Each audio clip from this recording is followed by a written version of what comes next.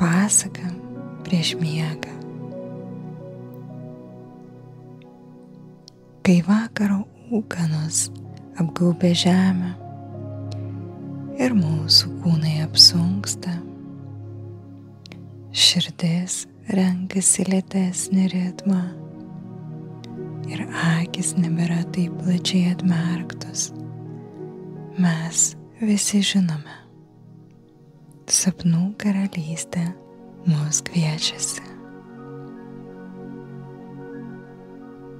Taigi ir aš jūs kviečiuosi į trumpą, bet nuostabią kelionę prieš miegą. Patogiai įsitaisykite ir leiskite savo pasinerti į vaizdinių ir pojūčių kelionę. Vieno kaimelio pakrašty, ten, kur jau baigėsi sodybos ir prasideda laukinė gamta, tačiau žmonių sukurtas pasaulis vis dar ranka pasiekiamas, yra tokia pieva.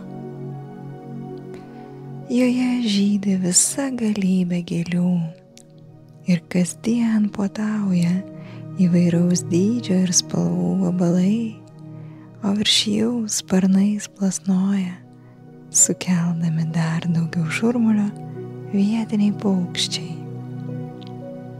Tačiau ši idilė čia tęsiasi tik vasaros laikotarpiu.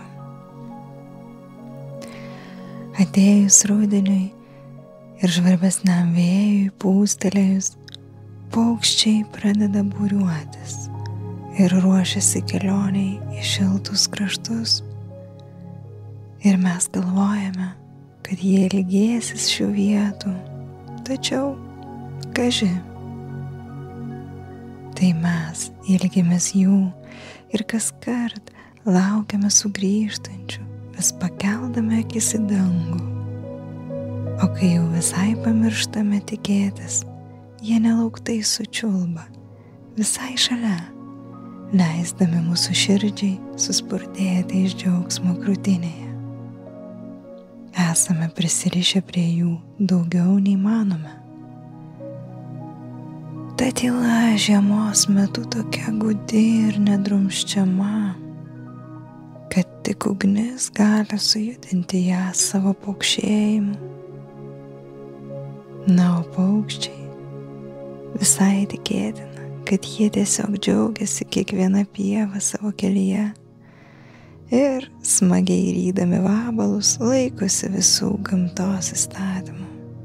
Tiesiog gyvena žemėje ir su mumis praleidžia tiek pat gražias savo dienas ir naktis, kaip ir svetur, kas taip pat yra jų namai.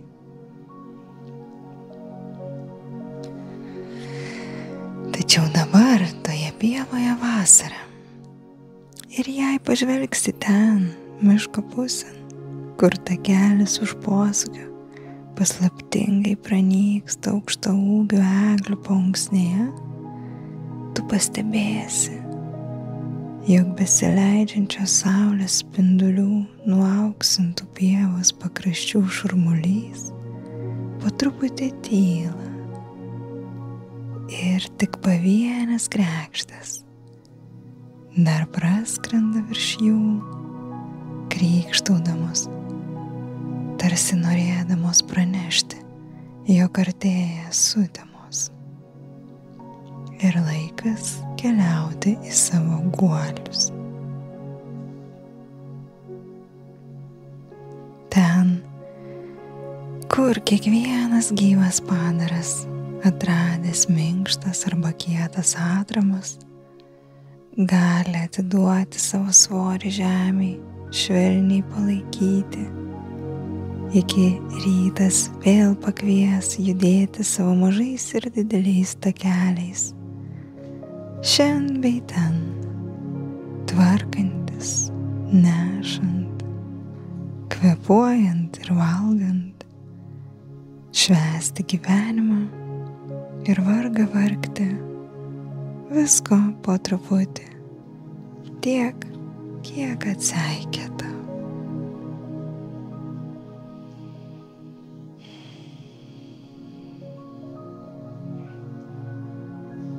Stovėdamas basomis pėdomis ant šilto suplūkto kaimo takelio smėlio, tu gali pajusti vasaros pievos aromatą. Kai žemė per dieną išildyta saulės spindulių vakarop atiduoda visą save tavo uoslei.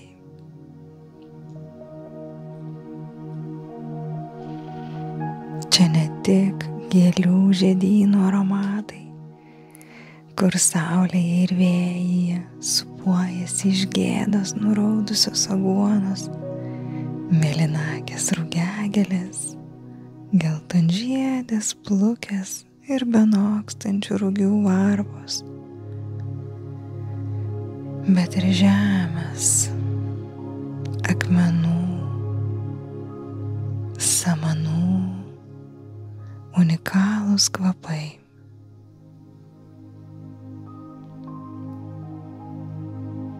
Kiekvienas akmuo turi savo kvapą, ypač ilgėliau pagulėjęs saulės atokaitoje ir atsukęs visus savo šonus jos maloniai.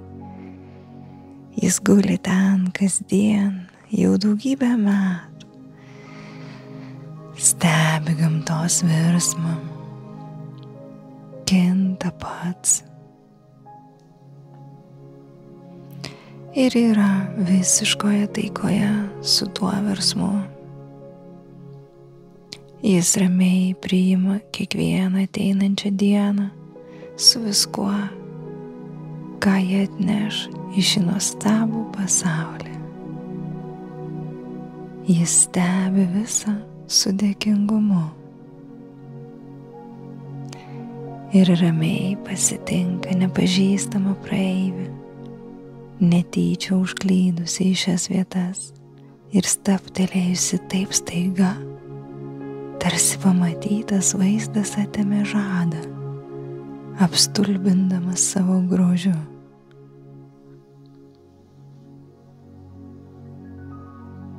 Ar tai tikra? Svarsto jis. Toks nepakartojamas gamtos grožis visai šalia, ne užjūrio šalyse, kur Šahrazada seka savo pasakas, bet čia, gimtoje žemėje, už miškų ir upės, tarsi Dievo sukurta idilė žmogui, paukščiui, žvėriui ir vabalui, visiems mums čia sutelpti.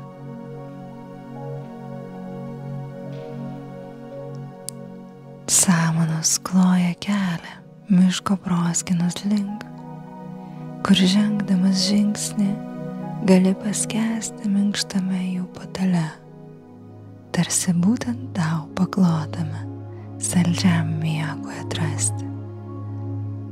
Prie pat miško jau pajusi didingų eglių skleidžiamą įšėlusių sakų kvapą, bei šnervėmis įkvėpsi pavėsyje niekad neišdžiūstančios drėgnos žemės, tarsi kiek priplėkusi aromatą.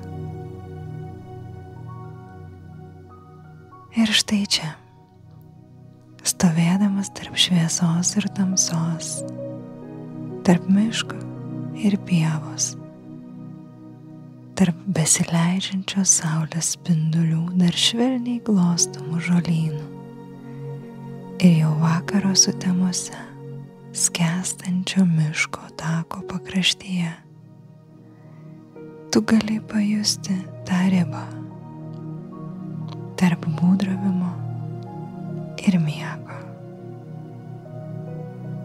tarp įprastos dienos būties ir kitos būties dimensijos.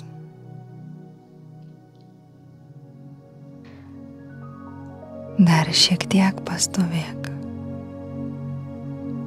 pasiglostyk žvilgsniu miegui besiruošiančią vasaros pamiškės pievą.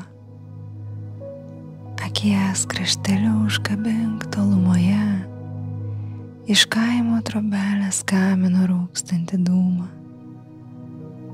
Išgirsk paskutinių šį vakarą krykščiančių krekščių balsus. Įkvėpk.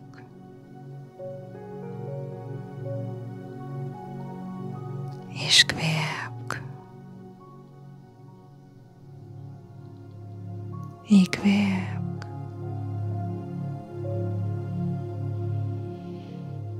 Ir iškvėpk. Atsiduok palaikymui, virsmui, tėkmei, buvimui, viskam, kas dabar šią akimirką turi būti.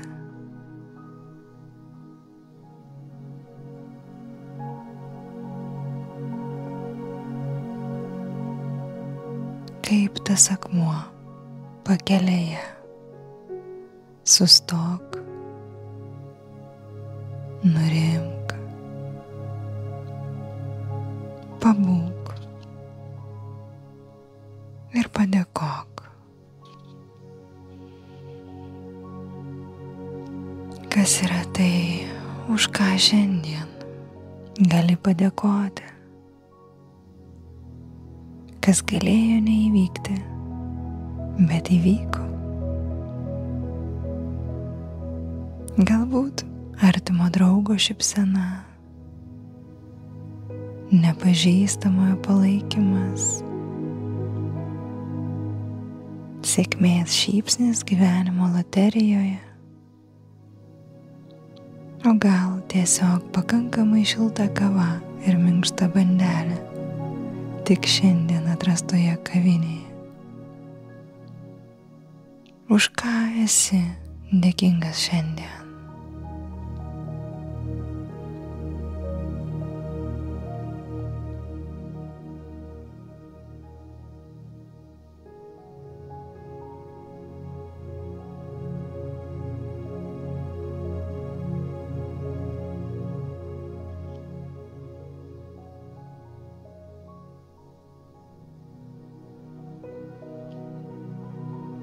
Gerai. O dabar pajusk, kaip atiduodi savo kūną palaikymui per kiekvieną iškvėpimą.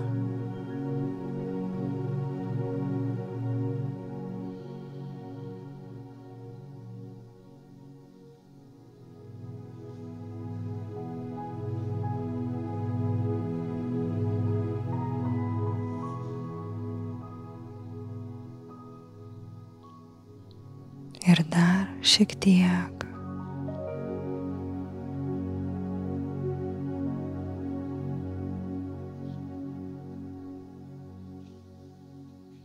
Paliesk paklodės paviršių.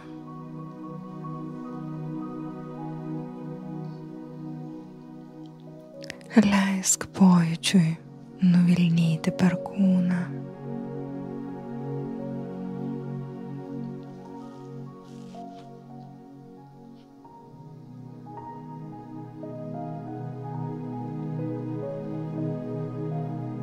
Leisk savo atrasti padėtį, kurioje gali pajusti saugumą.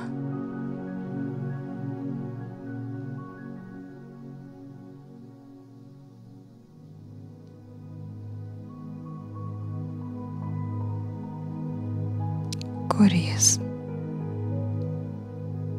Kur ir kaip juntamas saugumas dabar?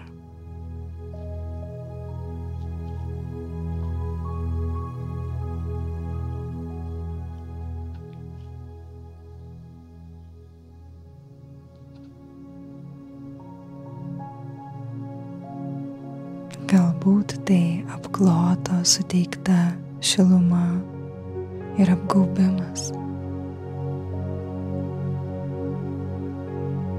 Gal apsaugotas pilvas ar užmerktos akys suteikia daugiau saugumo.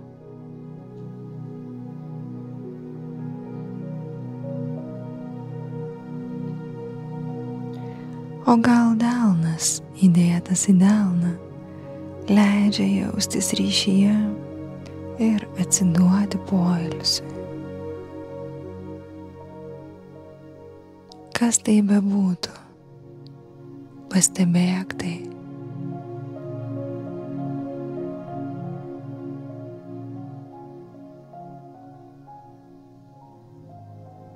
Leisk savo šiek tiek ilgiau pabūti su saugumo pojūčiu.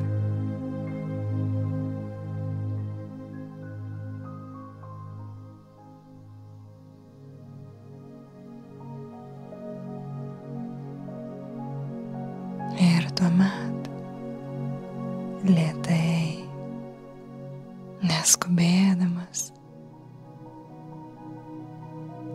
ženk žingsnį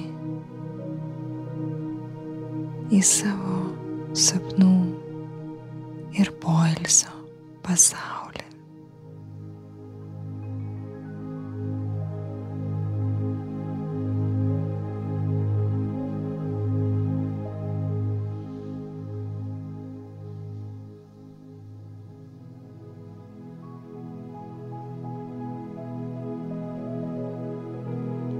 O aš su tavimi atsisveikinu. Saldaus miego ir spalvingų sapnų linki.